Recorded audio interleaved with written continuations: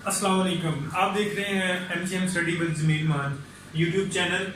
आज हम पढ़ने जा रहे हैं human respiratory system for class 10th biology का सब्जेक्ट है ये। तो रेस्पिरेटरी सिस्टम जो है यानी सांस लेने का जो सिस्टम है जिसमें हम सांस लेते हैं, गैसेस का जो है वो तबादला होता है, exchange of gases takes place. इसमें जो है वो क्या है कि हम मुख्तलिफ जो स्ट्रक्चर्स इनमें इन्वॉल्व होंगे इनको स्टडी करेंगे। कोई भी सिस्टम, किसी भी इंडिविजुअल में जो सिस्टम होता है वो एक ऑर्गन नहीं बल्कि उसमें डिफरेंट ऑर्गन्स जो हैं वो इन्वॉल्व हैं। Different organ are combined to form a system. So there is a different organ that are involve in human respiratory system. Different organs are assembled together to perform a specific, a particular function in a system. So there is in a human respiratory system there are total 9 different organs involved in respiratory system. सबसे पहले हम क्या करेंगे कि जो structures involve हैं इसमें उसको जो है डिस्कस करते हैं। लंग्स जो हैं इनको फेफड़े कहते हैं उर्दू में। तो ये मेजर ऑर्गन्स हैं रेस्पिरेटरी सिस्टम में। बाकी भी ऑर्गन्स हैं लेकिन सबसे ज्यादा अहम रोल जो है वो रेस्पिरेशन में इनका है। ठीक है, तो कोई भी बॉडी ऑर्गन जब भी एक्सप्लेन करते हैं तो सबसे पहले बॉडी में जो उसकी पोजीशन है उसको एक्सप्लेन किया जाता है। For example you can explain these structures lungs as lungs are present in human body in chest cavity. Chest cavity में ये मौजूद होते हैं। ठीक है, और सबसे पहले जो है वो एक ऑर्गन जो है मैं बताना चाहूंगा कौन से इन्वॉल्व है। Nasal cavity. नेजल कैविटी को जो है वो आप नोज भी कह सकते हैं। नेजल कैविटी में जो है वो क्या है, इसका बड़ा अहम रोल है। नेजल कैविटी में दो चीजें होती हैं, एक है हेयर और दूसरा है म्यूकस। ठीक है, तो हेयर जो है इनका बड़ा अहम रोल है। Hair removes the dust particle from the air that you inhale। यानी आप जो इनहेल कर रहे हैं, सांस ले रहे हैं, तो जो हेयर हैं उस हवा में मौजूद जो भी ज़रात हैं उनको फिल्टर कर देते हैं। पहला तो ये नेज़ल कैविटी में। दूसरा ऑर्गन है इसमें म्यूकस है। म्यूकस का रोल बहुत ही अहम है। म्यूकस का रोल ये है कि अगर एक्सटर्नल इन्वायरमेंट वार्मर है तो इसको ये कूल करके एयर को भेजेगा। अगर एक्सटर्नल इन्वायरमेंट कूलर है तो ये वार्म करके एयर को भेजेगा। ठीक है, उसके बाद नेक्स्ट है nostril. Nasal cavity open into nostrils.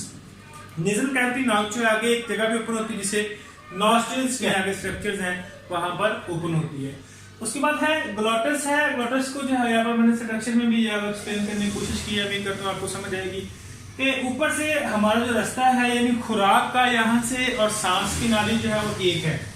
लेकिन ये वो वहां से स्ट्रक्चर है ग्लोटिस जिससे जो है वो एक लेड टाइप या ढक्कन की तरह कह लें कि उन दो रास्तों को जो है वो ब्लॉक करके रखता है। कैसे करता है कि जब आप सांस ले रहे हो तो ये खुराक की नाली को बंद कर देगा। ठीक है, तो जब आप खुराक खा रहे हैं तो ये सांस की नाली को बंद करेगा। जब सांस ले रहे हैं तो खुराक की नाली को बंद कर देगा। ठीक है, अगर गलती से भी कहीं भी अगर आप खाते हुए, यानी मैं बात कर रहा हूं जब आप स्वॉलो इन निगलते हैं खाने को, उस वक्त जब आप चबा रहे हैं मुंह में दांतों के जरिए तो उस वक्त नहीं। ठीक है, जब आप निकल रहे हैं उस वक्त ये सांस की नाली बंद कर देता है।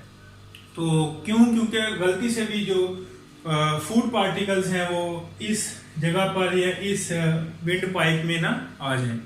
अगर आ भी जाए गलती से बाज का, तो होता क्या है कि शदीद किस्म की खांसी जो है वो शुरू हो जाती है। इसीलिए जो है वो हमारे नबी पाक सल्लल्लाहु अलैहि वसल्लम की सुन्नत भी है खाना खाते हुए जो है वो बोलना नहीं चाहिए।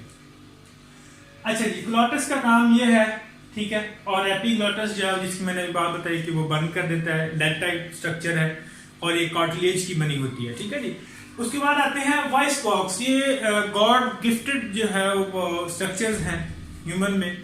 ठीक है, जिससे यानी यहाँ पर आवाज पैदा होती है। ठीक है, उसे वॉइस बॉक्स कहते हैं। और यहाँ पर हमारे वोकल कार्ड्स मौजूद हैं लेरिंग्स में, जहाँ पे जब आप बोलते हैं हवा जो है वोकल कार्ड से टकराती है तो वोकल कार्ड्स हैं वो वाइब्रेट करना शुरू करते हैं। तो उनकी वाइब्रेशन से जो है वो साउंड प्रोड्यूस होता है और जो साउंड प्रोड्यूस होता है उनको लफ्ज़ों की शक्ल जो दी जाती है वो आपकी ज़ुबान टंग यानी उससे बदलती है अल्फाज की शक्ल में। उसके बाद है नेक्स्ट चेक किया, ये बहुत ही अहम है, ये स्ट्रक्चर में भी आपको नजर आ रहा है, ये इस तरह से नाली जो है आपको नजर आ रही है, ट्रैकिया या विंड पाइप भी कहते हैं। बहुत ही अहम स्ट्रक्चर है, क्यों? इसमें से हवा ने गुजरना है, ठीक है।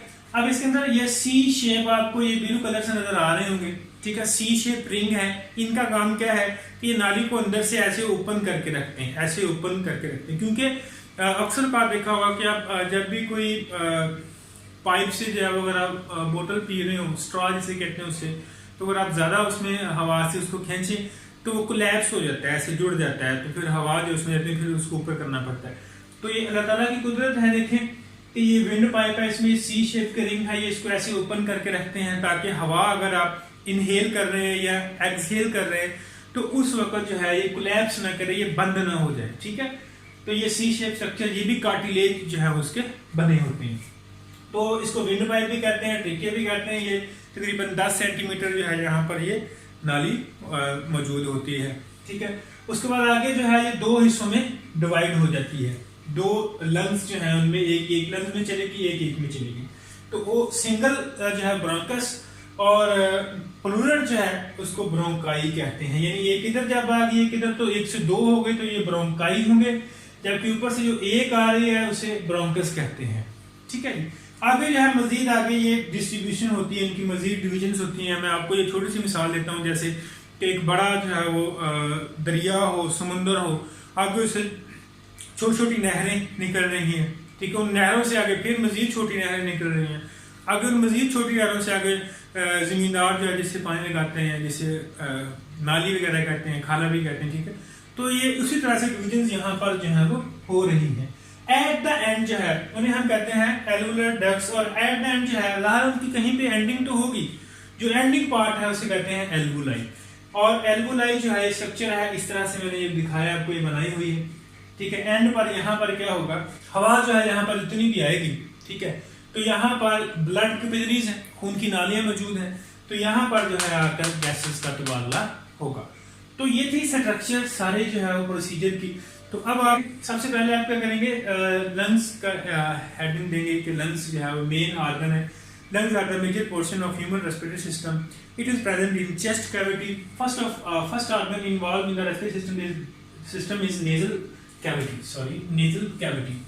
Nasal cavity have hair and mucus. Hair filter the air and remove the dust particle from our air that inhale, and mucus warmer the external air, balancing the air temperature. Next, nostril, nasal cavity open into nostril. Glottis क्या है? Glottis क्या करता है? मैंने बताया कि जब खा रहे हो तो सांस की नाली को बंद करता है, जब सांस ले रहे हो तो खुराक की नाली को बंद करता है। Next is the voice box. Voice box have vocal cords. When we inhale or exhale, the air strike with the vocal cords, and vocal cords vibrates. Through these vibrations, voice is produced. So next is trachea. Trachea is a 10 centimeter long tube-like structure which have C-shape ring. That C-shape ring is made up of cartilage that help the trachea that it does not collapse. So next structure is a bronchus. Bronchus is a singular part of bronchi. When these two parts enter into respectively lungs, these are called bronchi. Bronchioles. Bronchioles are the ducts that enter into the lungs. Next one, alveolar ducts. Alveolar ducts are the end parts. End part where the gases exchange takes place. ठीक है। तो इसके बाद आखिर पे ये बड़ी अहम है डायफ्राम। डायफ्राम में ये लंग्स के नीचे एक स्ट्रक्चर है। इसका रोल क्या है कि जैसे ही आप हवा को अंदर लेके गए तो दबाव बढ़ा, ठीक है, तो ये स्ट्रक्चर जो है वो नीचे हो जाएंगी, ठीक है। ये इलास्टिक स्ट्रक्चर है, तो ये जब आप बाहर लेके आ रहे हैं हवा को सांस के जरिए तो ये नीचे से लंग्स को ऊपर उठा देता है, तो ये नहीं लंग्स को हवा से खाली कर देता है। तो ये बड़ा अहम रोल है इसके। अगर इसके ये ना हो तो हो सकता है कि सांस लेने में दुश्वारी हो और हवा जो है वहीं पर हंस कर रह जाए, ठीक है। तो ये डायफ्राम का बड़ा अहम रोल है। जैसे इस पर दबाव आएगा तो ये नीचे हो जाएगा, तो ये फिर अपने ही जो प्रेशर से लंग्स को ऊपर कर देगा ताकि हवा जो है बाहर निकल सके। तो ये था आज का टॉपिक। उम्मीद करता हूँ आपको समझ आ गई। अगर कहीं भी कोई भी प्रॉब्लम है तो आप कमेंट सेक्शन में लिख सकते हैं, इंशाल्लाह आपको उसका रिस्पॉन्स दिया जाएगा। खुश रहें, खुश रखें। अल्लाह हाफिज।